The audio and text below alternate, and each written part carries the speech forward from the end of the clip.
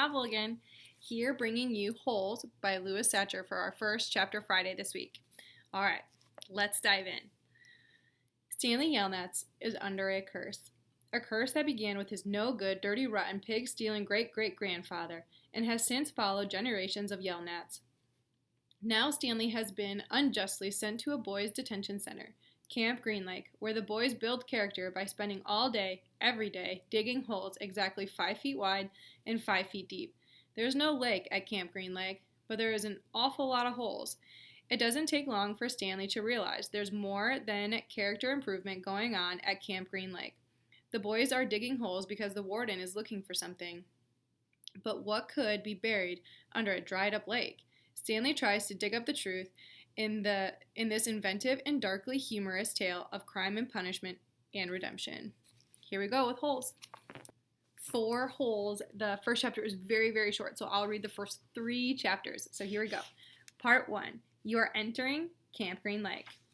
Chapter 1. There's no lake at Camp Green Lake. There was once a very large lake here, the largest lake in Texas. That was over 100 years ago. Now it is just a dry, flat wasteland. There used to be a town of Green Lake as well. The town shriveled and dried up along with the lake and the people who lived there. During the summer, the daytime temperature hovers around 95 degrees in the shade, if you can find any shade, that is. There's not much shade in a big dry lake. The only trees are 2 solid oak trees on the eastern edge of the lake. A hammock is stretched between the 2 trees, and a log cabin stands behind that. The campers are forbidden to lie in the hammock. It belongs to the warden. The warden owns the shade. Out on the lake, rattlesnakes and scorpions find shade under rocks and in the holes dug by the campers. Here's a good rule to remember about rattlesnakes and scorpions. If you don't bother them, they won't bother you. Usually. Being bitten by a scorpion or even a rattlesnake is not the worst thing that can happen to you. You won't die. Usually. Sometimes a camper will try to be bitten by a scorpion or even a small rattlesnake. Then he will get to spend a day or 2 recovering in his tent instead of having to dig a hole out on the lake. But you don't want to be bitten by a yellow spotted lizard. That's the worst thing that can happen to you. You will die. A slow and painful death. Always. If you get bitten by a yellow spotted lizard, you might as well go into the shade of the oak trees and lie in that hammock. There is nothing anyone can do to you anymore. Chapter 2. The reader's probably asking, why would anyone go to Camp Green Lake? Most campers weren't given a choice. Camp Green Lake is a camp for bad boys. If you take a bad boy and make him dig a hole every day in the hot sun, it'll turn him into a good boy. That was what some people thought. Stanley Yelnats was given a choice. The judge said, you may go to jail or you may go to Camp Green Lake. Stanley was from a poor family. He had never been to camp before. Chapter 3. Stanley Yelnats was the only passenger on the bus, not counting the driver or the guard. The guard sat next to the driver with his seat turned around facing Stanley. A rifle lay across his lap. Stanley was sitting about 10 rows back, handcuffed to his armrest. His backpack lay on the seat next to him. It contained his toothbrush, toothpaste, and a box of stationery his mother had given him. He'd promised to write her at least once a week.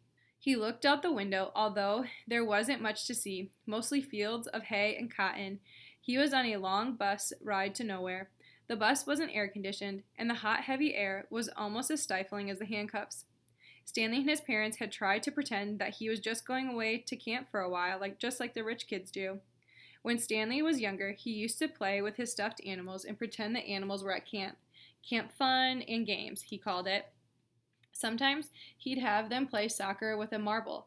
Other times they'd run an obstacle course or go bungee jumping off a table tied to broken rubber bands.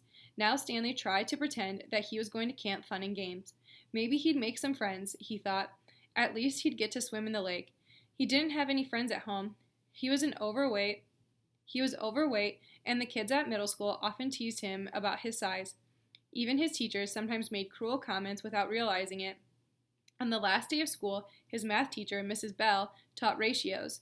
As an example, she chose the heaviest kid in class and the lightest kid in class, and then had them weigh themselves. Stanley weighed 3 times as much as the other boy. Mrs. Bell wrote the ratio on the board, 3 to 1, unaware of how much embarrassment she had caused both of them. Stanley was arrested later that day. He looked at the guard who sat slumped in his seat and wondered if he had fallen asleep. The guard was wearing sunglasses, so Stanley couldn't see his eyes. Stanley was not a bad kid. He was innocent of the crime of which he was convicted. He'd just been in the wrong place at the wrong time. It was because of his no-good, dirty, rotten, pig-stealing great-great-grandfather. He smiled. It was a family joke. Whenever anything went wrong, they always blamed Stanley's no-good, dirty, rotten, pig-stealing great-great-grandfather. Supposedly, he had a great-great-grandfather who had stolen a pig from a one-legged gypsy, and she put a curse on him and all of his descendants. Stanley and his parents didn't believe in curses, of course, but whenever anything went wrong, it felt good to be able to blame someone else. Things went wrong a lot. They always seemed to be in the wrong place at the wrong time. He looked out the window at the vast emptiness. He watched the rise and fall of a telephone wire. In his mind, he could hear his father's gruff voice softly singing to him. If only the woodpecker sighs, the bark on the tree was just a little bit softer. While the wolf waits below, hungry and lonely, he cries to the moon, if only, if only. It was a song his father used to sing to him. The melody was sweet and sad, but Stanley's favorite part was when his father would howl the word moon. The bus hit a small bump, and the guard sat up instantly alert. Stanley's father was an inventor. To be a successful inventor, you need 3 things: intelligence, perseverance, and just a little bit of luck. Stanley's father was smart and had a lot of perseverance. Once he started a project, he would work on it for years, often going days without sleep. He just never had any luck. Every time an experiment failed, Stanley could hear him cursing his dirty, rotten, pig-stealing great-grandfather. Stanley's father was also named Stanley Yelnats. Stanley Yelnats' full name was Stanley Yelnats III. Our Stanley is Stanley Yelnats IV. Everyone in his family had always liked the fact that Stanley Yelnats was the same forward as it was backwards, so they kept naming their sons Stanley. Stanley was an only child, as was every other Stanley Yelnats before him. All of them had something else in common. Despite their awful luck, they always remained hopeful. As Stanley's father liked to say, I learned from failure. But perhaps that was part of the curse as well. If Stanley and his father weren't always hopeful, then it would hurt so much every time their hopes were crushed. Not every Stanley Yelnats has been a failure. Stanley's mother often pointed out, whenever Stanley or his father became so discouraged that they actually started to believe the curse. The first Stanley Yelnats' great-grandfather, he had made a fortune in the stock market. He couldn't have been too unlucky.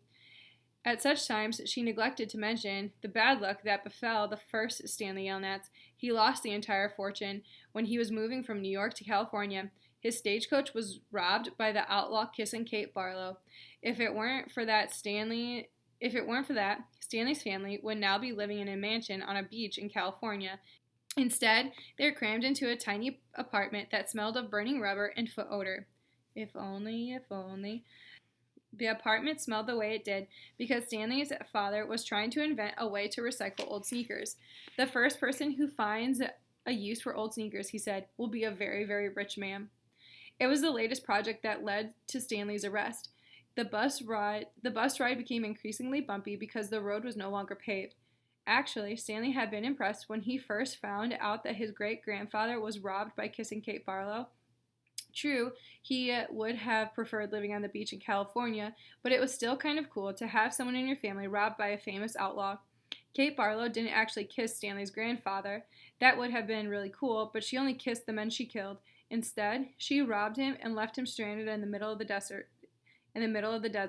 He was lucky to have survived, Stanley's mother was quick to point out.